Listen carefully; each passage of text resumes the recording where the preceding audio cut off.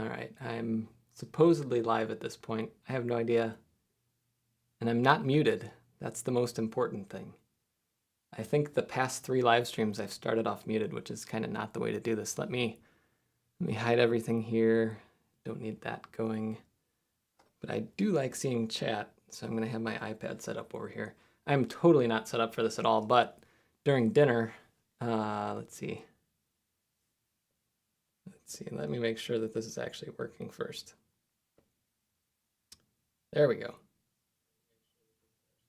Okay. Anyway, so during dinner, I noticed that the channel was about to roll over to, let me hide this too. The channel was about to roll over to 200,000 subscribers. So I thought I wanted to make a video to update everyone on the video card situation.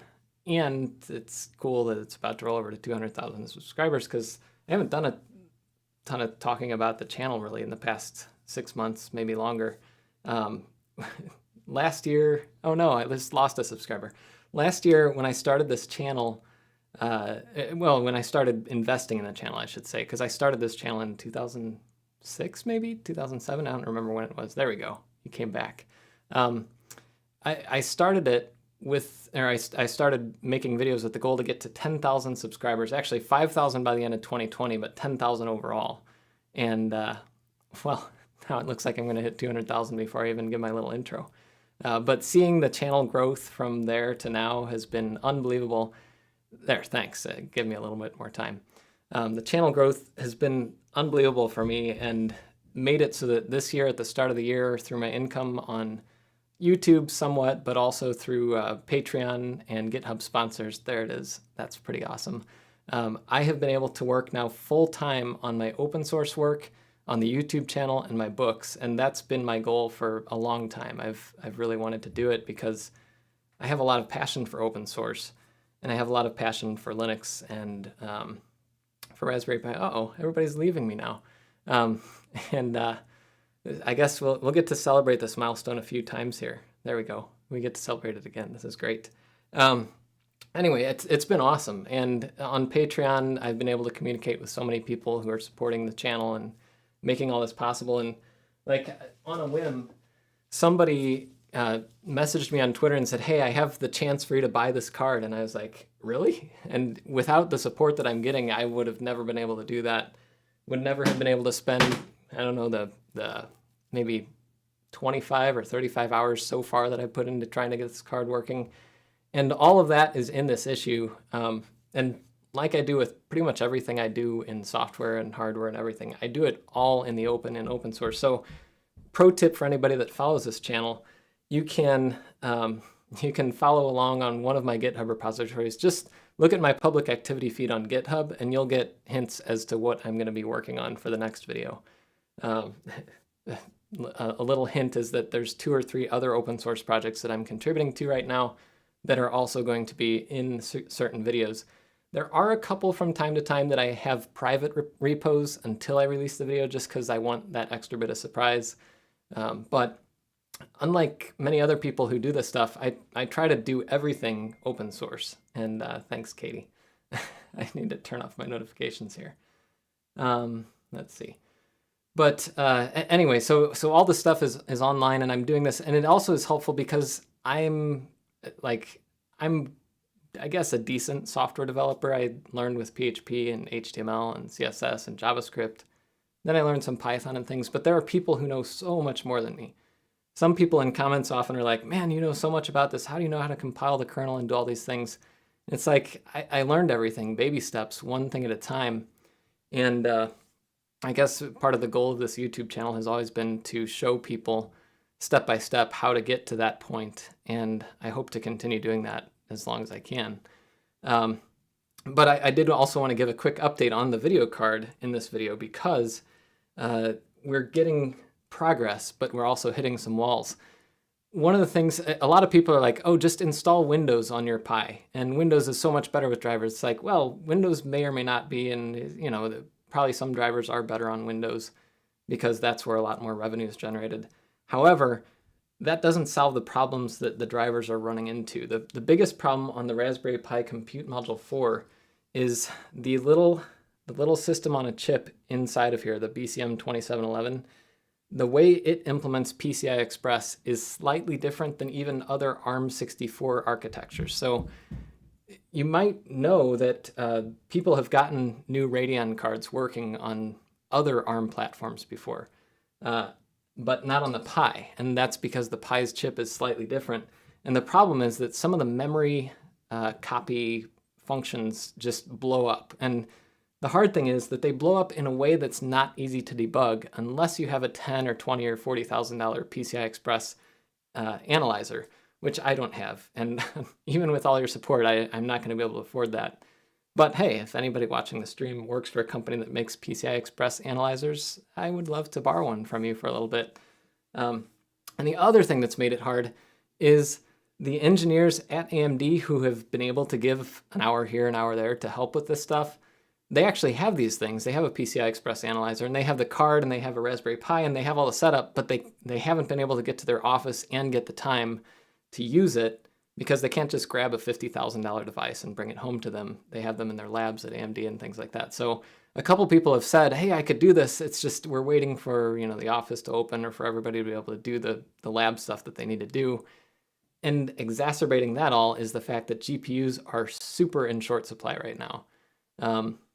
I mean, I was super lucky to get this card for MSRP plus shipping, which is, I think this one is like $500 or $479 or something. So that was really cool, but most people trying to get GPUs just can't, and the companies that make them like AMD and NVIDIA, and now Intel's making their ARC, which I'm trying to see if I can get a hold of at some point.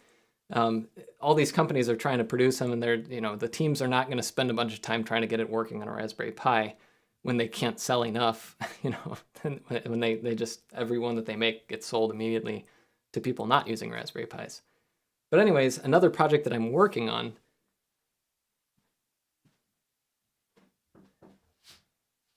Daddy, yeah. The baby's on her belly. Can you sit her up? Okay. Hold on just a second. The baby's on her belly. I'm going to sit her up.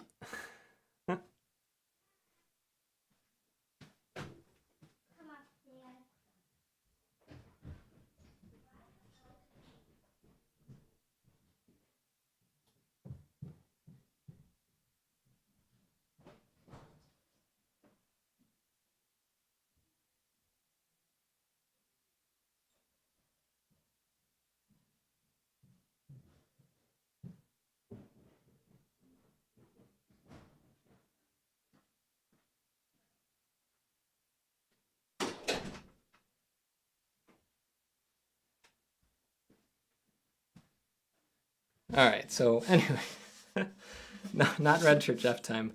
I had to take care. Our kids for some reason don't know how to get the baby back situated. They're up there watching her for a few minutes. But anyway, this little project here is one project that this direct project that I'm working on that I'll talk about soon is not one that would immediately take advantage of this, but machine learning on the Pi is something that could enable people to use older GPUs. Excuse me. Had to run up the stairs. If you could use an older GPU that's a little cheaper, you could accelerate machine learning on a Pi and do things that aren't really possible right now just due to limitations on the Pi.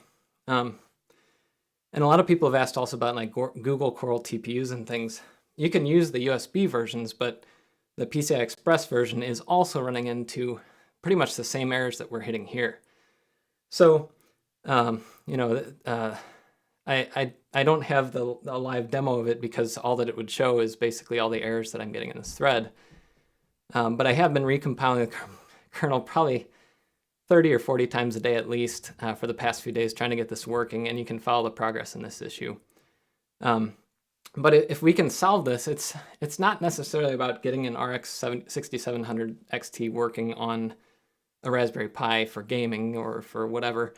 It's more about the process of figuring out these bugs and getting them fixed, and also unblocking other drivers for other things like the Google Coral TPU so that we can get faster things on the Pi And so that hopefully if we have all this stuff working, or even if we don't, we learn the lessons like what will be necessary for the next generation of Pi or for other ARM boards that are implementing, let's say the Cortex A72, the same system on a chip that the Pi uses. So anyways, that's the main thing that this video is about. I wanted to give that update and tell people just to show where we are. Other people also were saying that the kernel 5.10 issue that I had was because of a bad patch.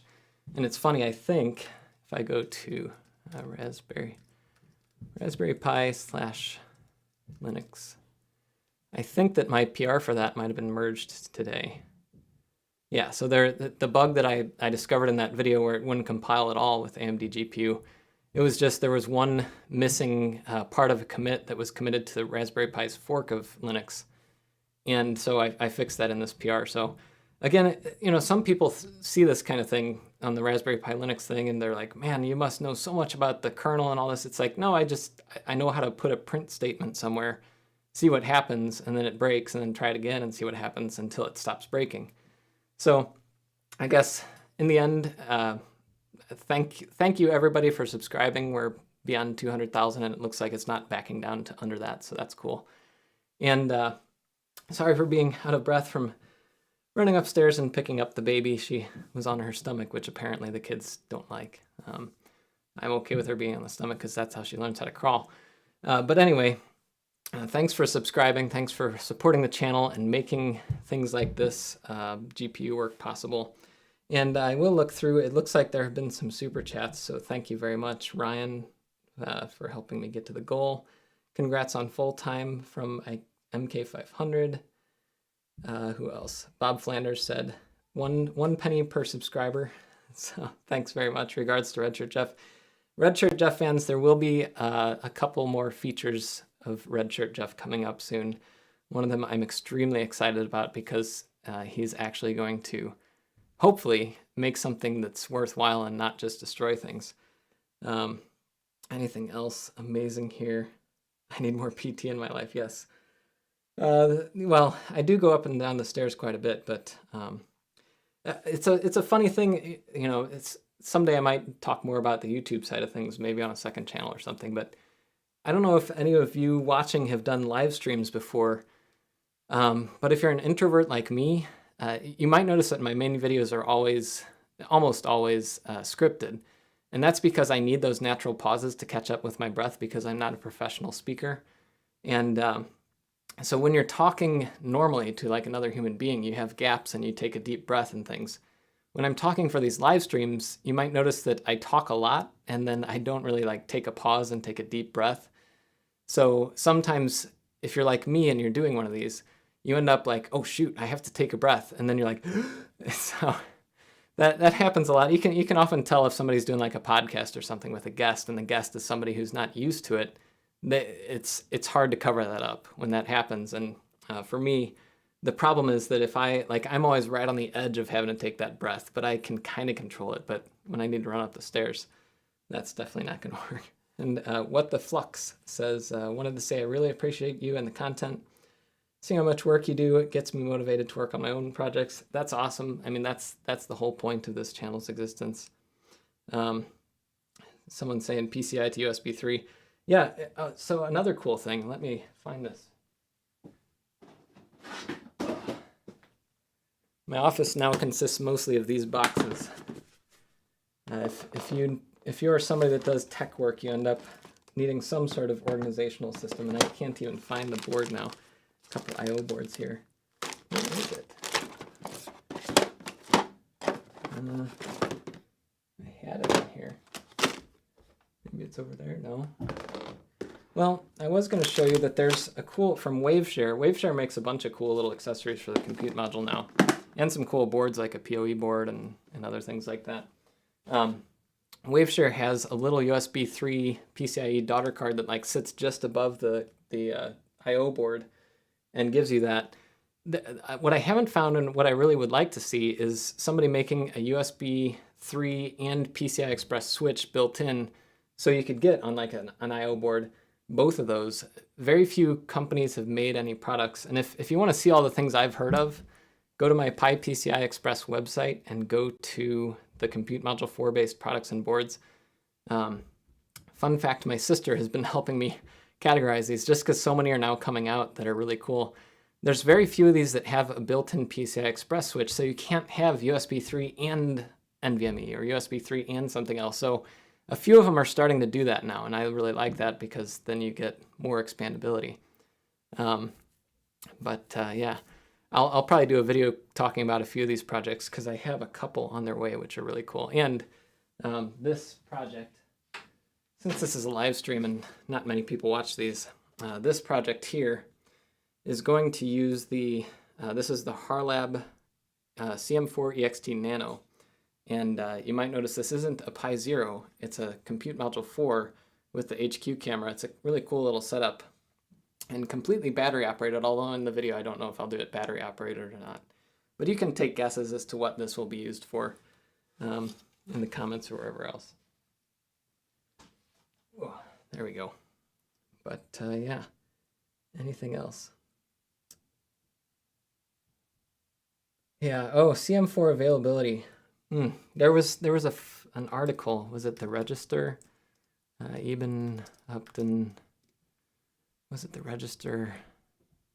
Yeah, I don't remember where it was, but there was an article, even the founder of Raspberry Pi basically, he said that it's like a battlefield trying to get supplies for any kind of board, compute module or the Pi Zero or the regular Pi 4, Pi 400. So they've been like slugging it out with other companies, and you know, if you're Raspberry Pi against Apple and AMD and Nvidia and things, trying to get your chips manufactured is very difficult. And a lot of times it's years in advance. So you know, the one good thing is the Pi Foundation has been better in the past few years, but demand has also gone up.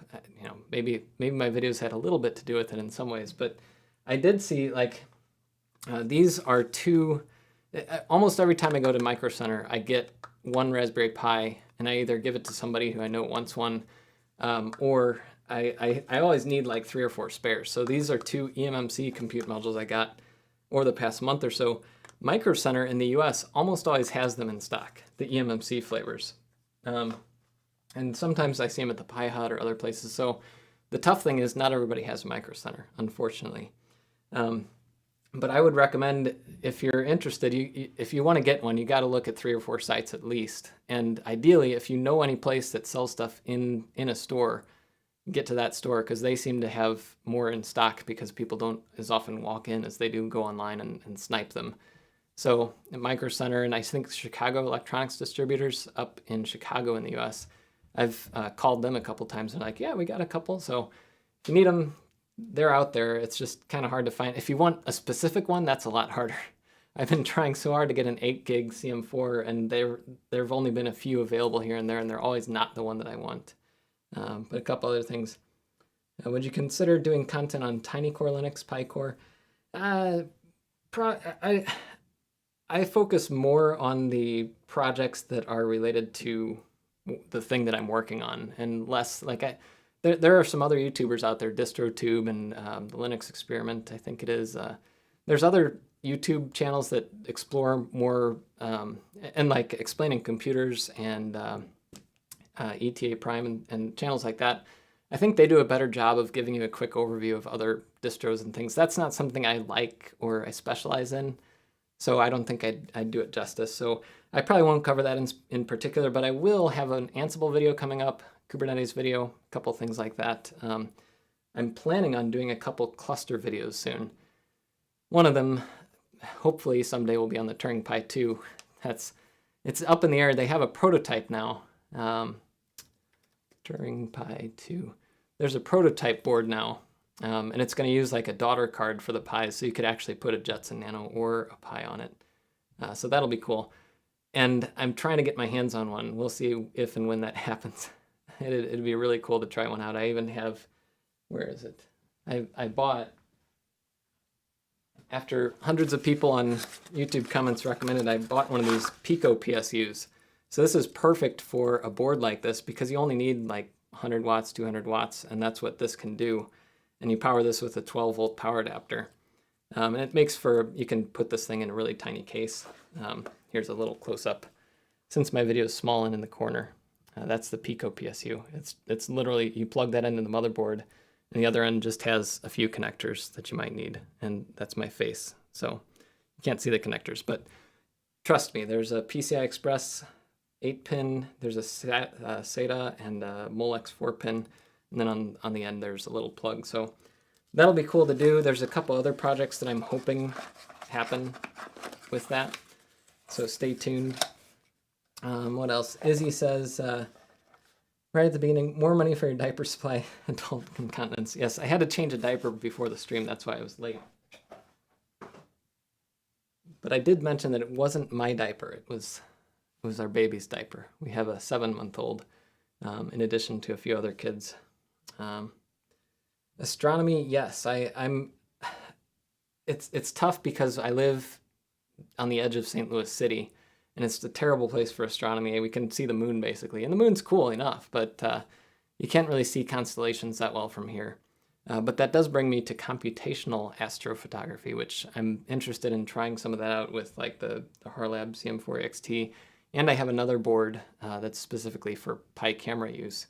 So that's something I want to take a look at.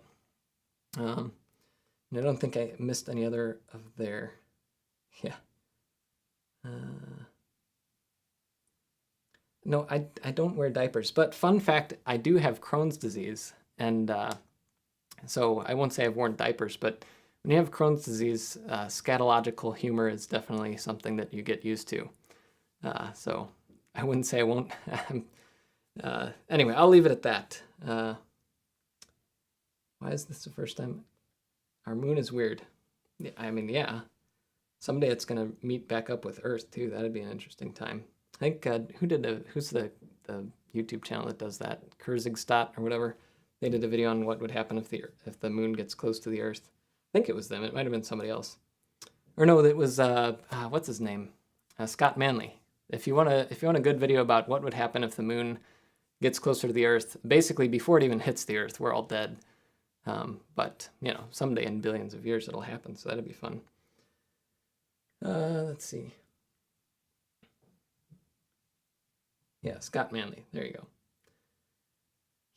Yep. So anyway, I didn't want to do like a super long stream, but did want to show progress on that card. Thank everybody for subscribing to the channel and supporting the channel. If you want, there's links in the description of this video for both Patreon and GitHub sponsors, and it helps me a ton. I mean, basically my income now, and my income comes basically through Patreon, GitHub sponsors, YouTube ad revenue, and my book sales. And I also have a couple other things I run on the side, but like server check-in and hosted Apache Solar. Most people haven't heard of those, and probably most people wouldn't need either of those. But if you do, heck, you could sign up for them. But anyway, my income is now coming from these. So your support is directly impacting my ability to A, eat, B, provide for my family and get diapers for my baby, not for me, and C, do all these really awesome projects, which as the channel has grown, I've been able to do some more things and talk to more people that have interesting ideas. And my goal with all of it is to continue to show what I've learned and to, teach things in a way that's understandable and relatable. And, sometimes I like to see if Red Shirt Jeff can help me out because he can illustrate something in a little bit of a more humorous way. But anyway, thank you so much for the help. And I'm going to switch to this camera, which I don't know if it's switched or not, because this is literally the first time that I've done a stream on this M1 Mac, and I realized right before I started that I had nothing set up, no scenes, nothing else set up on here that I had on my old computer. I didn't transfer that over. Wait, this camera now. Okay, yeah. Hi, everybody. So it is totally not set up, and all I had time to do is put that camera on the screen and put a source for this camera. So anyway, thank you very much to everybody for watching and subscribing and liking and all the silly YouTube things. And can't wait to show you what's next, and hopefully we'll get somewhere with this video card soon. Right now we're just hitting a wall with memory management and copying memory, looking at 1 byte at a time at this point, and so it can be kind of fun. But as I said, if anybody knows anybody with a PCI Express analyzer, I'd love to borrow one. So anyway, let me see. Now I need to figure out where my window is where I can actually end this stream. Otherwise, I'll just keep talking to myself while you guys listen to me. Oh boy, I think it's like locked up. Here we go. All right. I think it's done.